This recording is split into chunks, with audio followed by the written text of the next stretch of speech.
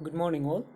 Uh, in the last lecture, we were discussing about this Avogadro's number and Avogadro's law. So today we'll try to justify or we'll try to see the validity of Gay-Lussac's law. So remember, we done Gay-Lussac's law of pressure before. Now this is the Gay-Lussac's law for the ratio of volumes of reactants and products. And let's first look at the law, what the law is all about, and then we'll try to justify it using Avogadro's hypothesis or Avogadro's law. So our this law states that when gases combine to form gaseous chemical compounds, so the reactant is also gas and the product is also a gas, right? The volumes of the reacting gases to those of the to those of the products are in the ratio of small whole numbers measured under the same condition of temperature pressure. So when there is a reaction happening where the reactants or the reactant side is also uh, gases and the product side is also gases, then uh, remember the condition of temperature and pressure, okay, they have to be constant.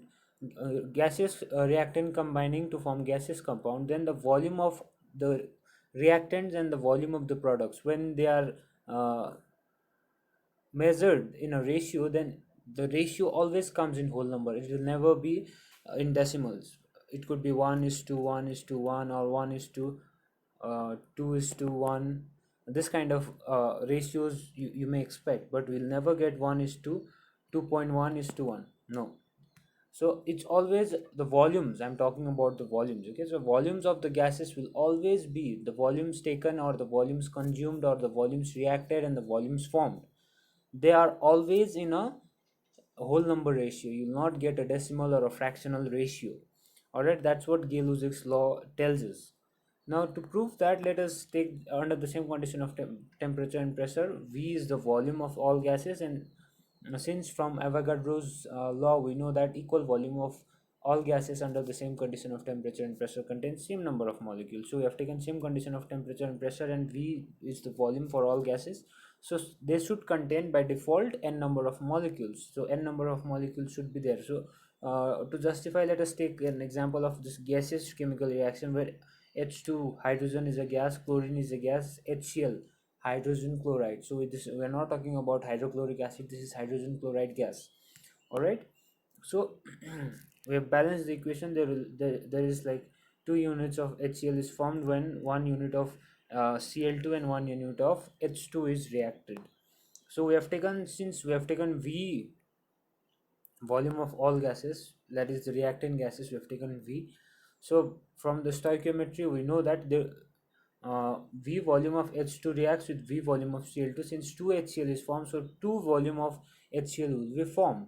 So that's what the equation tells us, right? Now let's see if this will be valid or not. Since V volume contains n molecules, so V volumes will contain n number of molecules. This V will also contain n molecule, okay, and now 2V will contain, since V contain n, 2V will be 2n just multiplied by 2 again. So n molecule of H2 plus n molecules of Cl2, I have not written n here, it seems this is n. N molecules of Cl2 gives 2n molecules of HCl. Pretty straightforward, simple equation. Now we divide throughout by n. So n divided by n, this divided by n, this divided by n. So nn gets cancelled here, nn gets cancelled here, nn gets cancelled here. Alright. So we'll get 1 molecule of H2 plus 1 molecule of Cl2 gives 2 molecules of HCl. Alright. So now we divide throughout by 2. Okay. So what will happen? Half, half, and 1. So now half molecule of H2 and half molecule of Cl2 gives 1 molecule of HCl. So half molecule of H2, H2 means hydrogen and a hydrogen. This is one H2 molecule. So if I say half, it will be just one atom of H2, one atom of hydrogen, and half of Cl2 is Cl is also a diatomic, so one atom of Cl. So what this half molecule of H2 means, one atom of hydrogen and one atom of chlorine gives one molecule of HCl. So this is in fact in accordance with the Dalton's atomic theory, which said atoms are not divisible, and molecules are divisible. And here we see that in the atomic level, although we have half of a molecule, since molecules are can be divided into atoms, so we can write half of the molecules, but the atoms cannot be divided, and we do not have half atom of H. So the volume ratio of volume of all these three gases will be 1 is to 1 is to 2. So 1 for hydrogen is to 1 for chlorine is to 2 volume for HCl.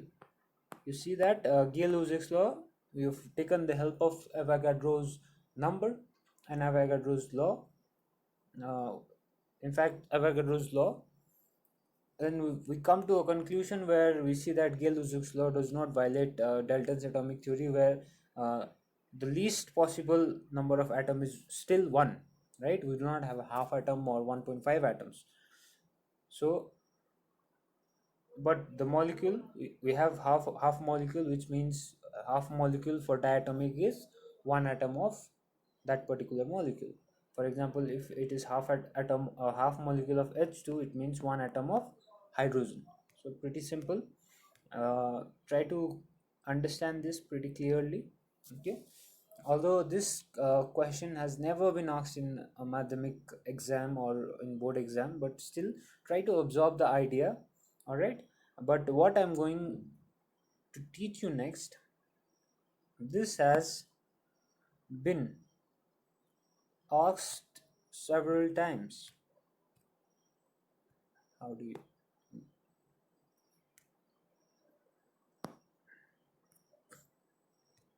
now, this particular thing, although we've done before, ideal gas equation of state. So other another way to come to the equation of state is just combine all the laws that we've studied. Boyle's law, Charles' law, Avogadro's law. I am not talking about law of pressure. So because pressure and temperature are already here, so we do not take into account that particular law of pressure. So to come to this ideal gas equation, we know volume is inversely proportional to pressure from Boyle's law when temperature and mass are kept constant. Also n, number of moles, is also kept constant, right? So another is Charles's law, volume is directly proportional to absolute scale temperature, right? When pressure and mass is kept constant, P, M, and also number of moles are kept constant. Now from Avogadro's law, volume is directly proportional to number of molecules, right? Equal volume contains same number of molecules. If you increase the volume, the number of molecules increase. So that's how V is directly proportional to number of moles. So M, P and T are kept constant. Mass of the gas, pressure and temperature, equal volume, same condition of temperature and pressure, fixed volume of given mass, right? So if from the rule of joint variation, we just can combine these three joint variations into one. N, P is in denominator, T will also be in numerator. So it will be V proportional to NT by P. If you remove the proportionality sign, you get a equals to sign and a constant. Here a constant R, we have taken R to be the constant, which is called universal gas constant. We will talk about this R in our next lecture in details, right? So just rearranging this, we get PV is equals to nRT. We've come across this particular equation before also, and this is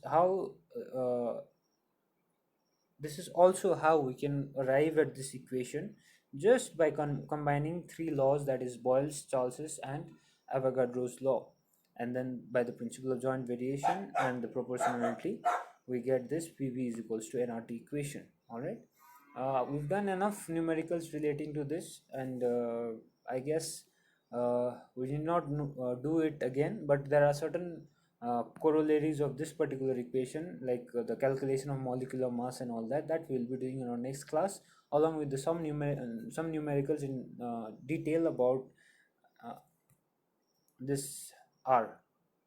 So in our next class, we'll be talking about how to calculate the molecular mass from the ideal gas equation, and we will also define this universal gas constant R and the dimension, unit and dimension of R, and some numericals relating to calculation of molecular mass. And in next two classes, we will probably finish this chapter on gas, and I will give you some assignments this time. You'll have to submit it on time, and I will be creating the class on Edmodo. I suppose everyone has it now, where you'll have to submit your assignments. Thank you.